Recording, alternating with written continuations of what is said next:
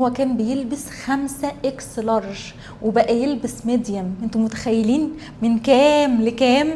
لا فعلا التغيير واضح واضح واضح جامد. انتوا لما هتشوفوا الفيديو قبل وبعد مش هتصدقوا ان ده بقى ده. فعلا فعلا اي حد يشوفه كان يقول له انت عملت ايه؟ ده من اول شهر كان باين عليه النتيجه، من اول شهر الدنيا فرقت معاه جامد ما شاء الله ما شاء الله، لدرجه ان هو اتحسد وايديه اتلسعت وقع عليها زي اي حد يشوفه في الشغل. ايه ده ايه ده انت عملت ايه؟ انت عملت ايه؟ اللبس كان طبعا كان واسع جدا عليه وصغر المقاس، ده فرق معاه جدا. الشركه كلها جات لي علشان محمد السيد. بصراحه من احسن الناس اللي اتعاملوا معايا، ربنا يبارك له يا رب ويحفظه ويحميه.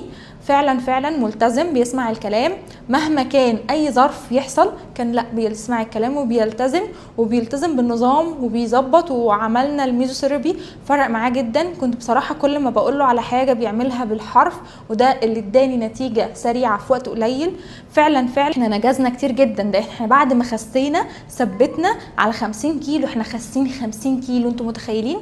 خاسين 50 كيلو. عملنا تكميم معده بدون جراحه بدون حرمان، وصلته ان هو كانه شفط الدهون من غير اي جراحه. فدي نتيجه تحفه. اهم حاجه